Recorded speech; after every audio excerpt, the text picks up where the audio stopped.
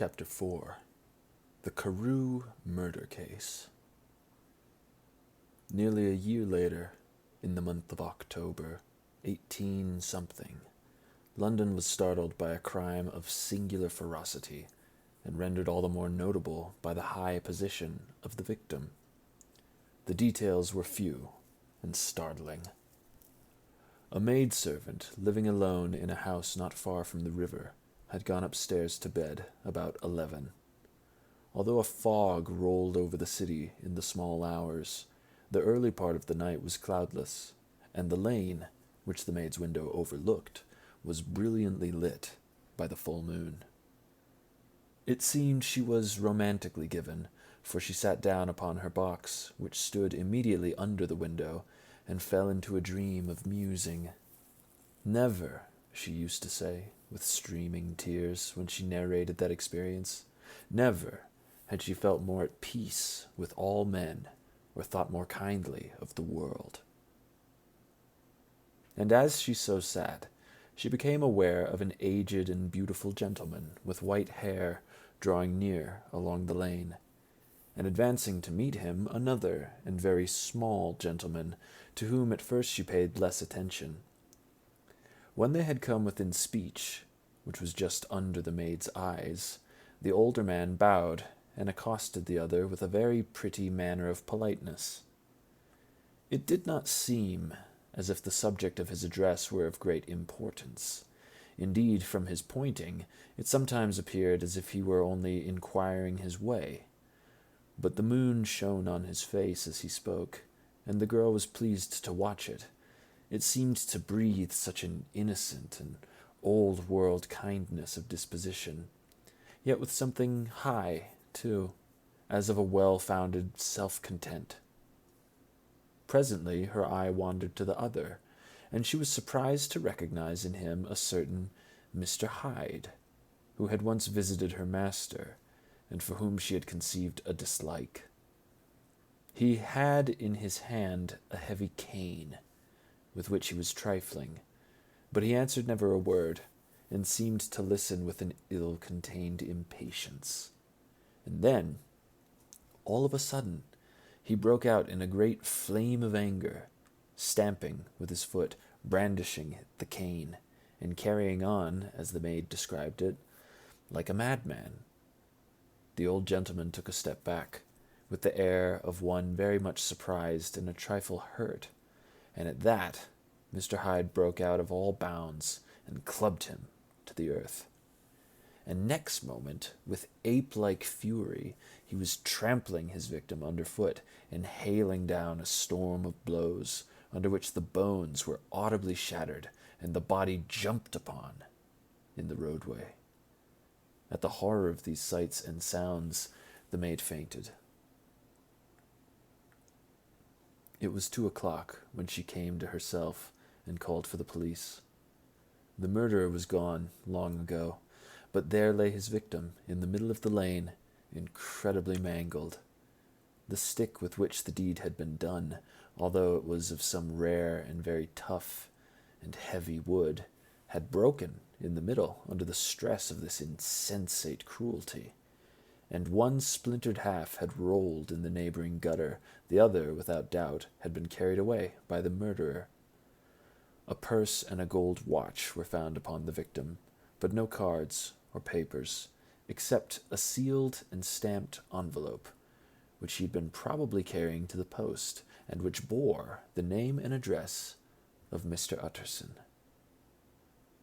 This was brought to the lawyer the next morning, before he was out of bed, and he had no sooner seen it and been told the circumstances than he shot out a solemn lip. "I shall say nothing till I've seen the body," said he. "This may be very serious. Have the kindness to wait while I dress." And with the same grave countenance he hurried through his breakfast and drove to the police station, whither the body had been carried. As soon as he came into the hall, he nodded. "Yes," said he, "I recognize him. I'm so sorry to say this is Sir Danvers Carew." "Good God, sir!" exclaimed the officer. "Is it possible?" And the next moment his eye lighted up with professional ambition. "This'll make a deal of noise," he said, "and perhaps you can help us to the man." And he briefly narrated what the maid had seen and showed the broken stick. Mr. Utterson had already quailed at the name of Hyde, but when the stick was laid before him, he could doubt no longer. Broken and battered as it was, he recognized it for one that he himself had presented many years before to Henry Jekyll. "Is this Mr. Hyde a person of small stature?" he inquired.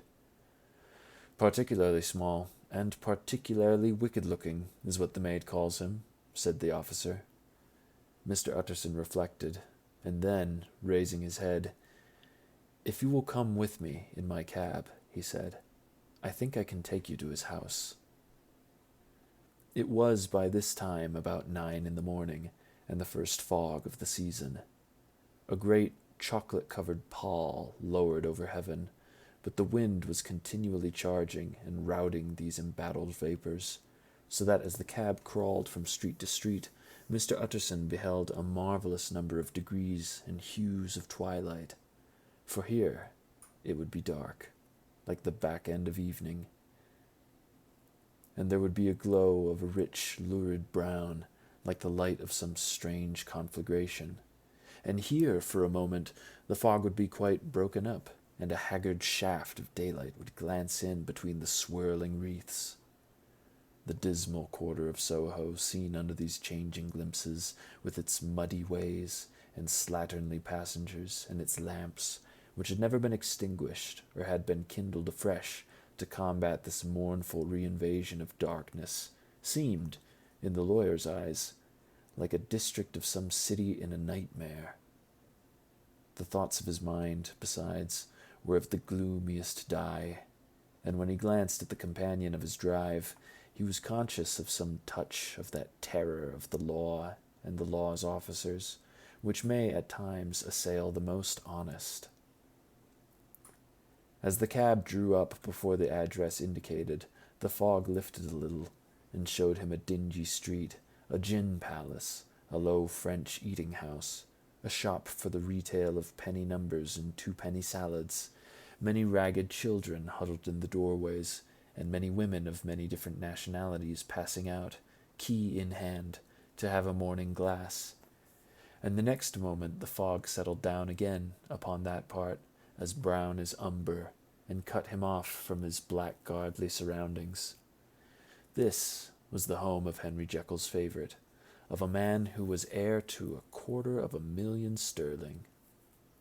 An ivory-faced and silvery-haired old woman opened the door.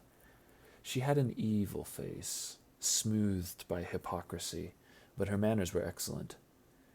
"Yes," she said, "this was Mr. Hyde's, but he was not at home. He'd been in the night very late, but had gone away again in less than an hour. There was nothing strange in that. His habits were very irregular, and he was often absent.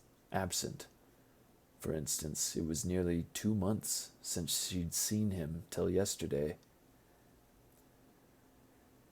"Very well, then. We wish to see his rooms," said the lawyer, and when the woman began to declare that it was impossible, "I'd better tell you who this person is," he added. "This is Inspector Newcomen, of Scotland Yard." A flash of odious joy appeared upon the woman's face. "Ah," said she, "he is in trouble. What has he done?" Mr. Utterson and the inspector exchanged glances. "He don't seem a very popular character," observed the latter. "And now, my good woman, just let me and this gentleman have a look about us." In the whole extent of the house, which but for the old woman remained otherwise empty, Mr. Hyde had only used a couple of rooms, but these were furnished with luxury and good taste. A closet was filled with wine, the plate was of silver, the napery elegant, a good picture hung upon the walls, a gift, as Utterson supposed, from Henry Jekyll, who was much of a connoisseur, and the carpets were made of many plies and agreeable in colour. At this moment, however, the rooms bore every mark of having been recently and hurriedly ransacked. clothes lay about the floor, with their pockets inside out. Lock-fast drawers stood open, and on the hearth there lay a pile of grey ashes, as though many papers had been burned. From these embers the inspector disinterred the butt end of a green cheque-book, which had resisted the actions of the fire. The other half of the stick was found behind the door, and as this clinched his suspicions, the officer declared himself delighted. A visit to the bank, where several £1,000s were found to be lying in the murderer's credit, completed his gratification. "You may depend upon it, sir," he told Mr. Utterson. "I have him in my hand. He must have lost his head, or he never would have left the stick, or, above all, burned the cheque-book. Why, money's life to the man. We have nothing to do but wait for him at the bank, and get out the handbills." This last, however, was not so easy of accomplishment, for Hyde had numbered few familiars. Even the master of the servant maid had only seen him twice. His family could nowhere be traced. He had never been photographed, and the few who could describe him differed widely, as common observers will. Only on one point were they agreed, and that was the haunting sense of unexpressed deformity with which the fugitive impressed his beholders.